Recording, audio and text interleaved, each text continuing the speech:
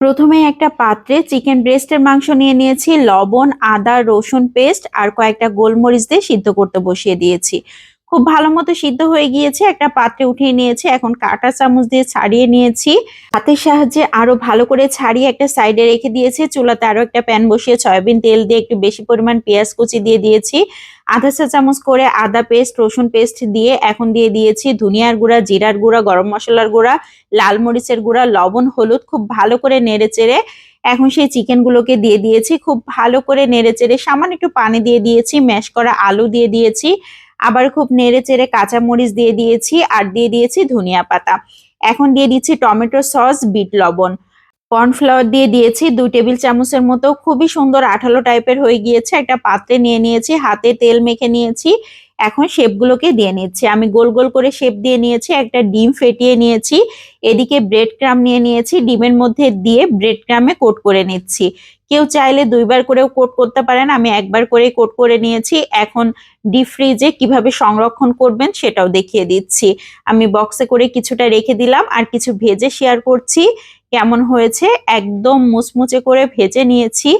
একটু ডেকোরেশন করে নিচ্ছি, সস নিয়ে নিলাম। ভেতরটা দেখেন কত সুন্দর, মাশাআল্লাহ, খেতে যে কি মজার হয় এই নাস্তাটা। এদিকে আরো একটা চিকেন ব্রেস্টের মাংস নিয়ে নিয়েছি, ছোট ছোট পিস করে কেটে নিচ্ছি। যতটা সম্ভব ছোট করে কেটে নিলেই ভালো হবে। এখন খুব ভালো করে ধুয়ে লবণ, হলুদ, আদা পেস্ট, রসুন পেস্ট, সয়া সস, এদিকে দিয়ে দিয়েছি গরম মশলার পেস্ট, ধনিয়ার গুঁড়া, জিরার গুঁড়া, লাল মরিচের গুঁড়া, শাহি গরম মশলা, টমেটো সস। খুব ভালো করে মাখিয়ে নিয়ে এখন দিয়ে দিয়েছি একটা ডিম।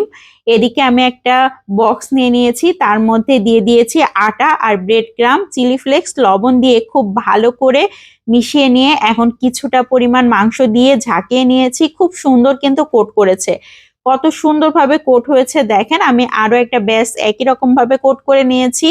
এখন তেলের মধ্যে দিয়ে ডিপ ফ্রাই করে নিচ্ছি। এভাবে যদি চিকেন পপকর্নটা তৈরি করা হয়, খুব সহজেই তৈরি করা যায়, খেতে কিন্তু খুবই মজার হয়। একদম পারফেক্ট চিকেন পপকর্ন তৈরি হয়েছে। ভেতরটা দেখেন কত সুন্দর, খেতে খুবই মজার আর একদম মুচমুচে। এদিকে আরো একটা স্ন্যাক্স তৈরি করে নিয়েছি, আমি তো ভেঙে দেখিয়ে দিলাম ভেতরটা কেমন হয়েছে। গরুর মাংস নিয়ে নিয়েছি কয়েক পিস, লবণ, হলুদ, গরম মশলা, ধনিয়ার গুঁড়া, জিরার গুঁড়া, আদা পেস্ট, রসুন পেস্ট সবকিছু দিয়ে সামান্য একটু পানি দিয়ে সিদ্ধ করতে বসিয়ে দিয়েছি। খুব ভালো মতো সিদ্ধ হয়ে গিয়েছে। এখন একটা ব্লেন্ডারে জারে নিয়ে নিয়েছি, খুব সুন্দর করে ব্লেন্ড করে নিয়েছি, একদম ঝুরঝুরে হয়ে গিয়েছে। ঘি দিয়ে দিয়েছি রান্নার প্যানে, পেঁয়াজ কুচি একটু বেশি পরিমাণ, কাঁচামরিচ কুচি, লবণ, হলুদ দিয়ে খুব ভালো করে নেড়েচেড়ে আদা পেস্ট, রসুন পেস্ট দিয়ে দিয়েছি, ধনিয়ার গুঁড়া, জিরার গুঁড়া, গরম মশলার গুঁড়া, লাল মরিচের গুঁড়া, সয়া সস দিয়ে খুব ভালো করে নেড়েচেড়ে আগে থেকে ম্যাশ করা আলু দিয়ে দিয়েছি, আবারও খুব ভালো করে নেড়েচেড়ে এখন টমেটো সস দিয়ে দিয়েছি, সেই মাংসগুলোকে দিয়ে দিয়েছি। খুব ভালো করে নেড়েচেড়ে একদম মিশিয়ে নিয়েছি, ভাজা ভাজা হয়ে গিয়েছে, একটা পাত্রে নিয়ে নিয়েছি। এখন হাতের সাহায্যে শেপগুলোকে তৈরি করে নিচ্ছি। এখানে গরুর মাংসের বদলে খাসির মাংস দিয়েও করতে পারেন সেম ভাবে, তাহলে টেস্ট কিন্তু একদম পারফেক্ট হবে। একটা ডিম ভেঙে নিয়েছি, ব্রেড ক্রাম নিয়ে নিয়েছি, ব্রেড ক্রামের মধ্যে দিয়ে কোট করে নিচ্ছি। প্রথমে ডিমের মধ্যে, তারপর ব্রেড ক্রামের মধ্যে।